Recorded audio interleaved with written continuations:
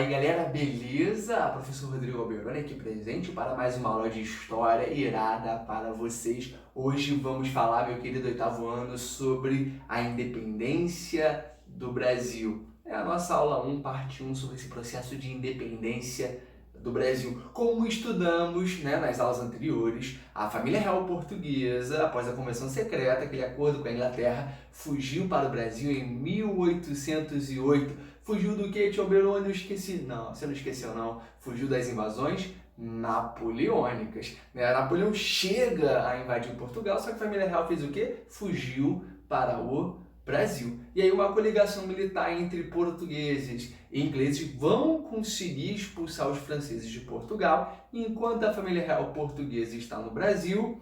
Um inglês chamado William Beresford vai exercer o controle político em Portugal. Então você pode imaginar que os portugueses não ficaram nada satisfeitos com essa situação. Família real aqui no Brasil, enquanto Portugal é administrado indiretamente por um inglês. A insatisfação era grande, mas a ameaça napoleônica era real. Só que isso vai mudar. Em 1815, nós vimos, já estudamos anteriormente, que Napoleão Bonaparte é derrotado. O que a elite portuguesa imagina? Bom, agora a família real portuguesa pode voltar a Portugal. Mas o que nós vimos, galera? Nós vimos que a família real portuguesa ficou onde? Aqui no Brasil. E ainda elevou o Brasil à categoria de Reino Unido de Portugal e Algarves. Ou seja, o Brasil passou a ser o centro do Império Português no mundo. Esses portugueses ficaram bem bolados com essa situação. Não conseguiam entender por que a família real portuguesa não retornava a Portugal. E dessa insatisfação crescente nasceu um movimento revolucionário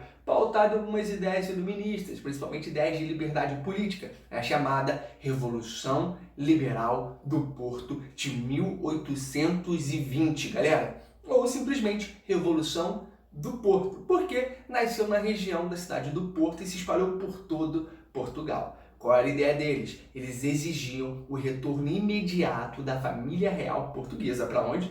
Para Portugal. E que o rei Dom João VI assinasse uma nova carta, uma nova constituição, limitando os seus poderes. Ou seja, as cortes se organizam, uma espécie de parlamento é criado em Portugal, visando o retorno da família real e a diminuição do seu poder em Portugal. Por isso que ela é liberal, que é mais autonomia política aos portugueses. Só que embora ela seja liberal em relação a Portugal, em relação ao Brasil, ela não é liberal, ela é bem conservadora. Porque os portugueses exigem a recolonização imediata do Brasil e o fim da abertura dos portos, voltando assim o pacto colonial. Dom João VI então está pressionado. Ele deve retornar a Portugal para acalmar os ânimos daquela população que está revoltada. Ele está ameaçado de perder o controle sobre Portugal. Então Dom João VI volta a Portugal para se reunir com as cortes. Só que ele tem uma ideia. Ele deixa o seu filho Dom Pedro como príncipe regente do Brasil. Porque ele sabia que se toda a família real voltasse a Portugal, que aquelas medidas que as cortes defendiam, de voltar ao pacto colonial, acabar com a autonomia colonial, acabar com aquela autonomia administrativa conquistada pela colônia, isso ia dar problema, que os colonos iriam se revoltar e provavelmente um processo de independência poderia ocorrer no Brasil. Então ele chama seu filho no cantinho e fala: Pedrinho, vem cá, Pedrinho. Olha só, Pedro, se o Brasil se separar, antes seja para ti que hás de respeitar, pois é meu filho, do que para algum aventureiro. Ou seja, qual é a ideia que Dom João está colocando na cabeça de Pedro? Pedrão, vamos ter problema aqui no Brasil.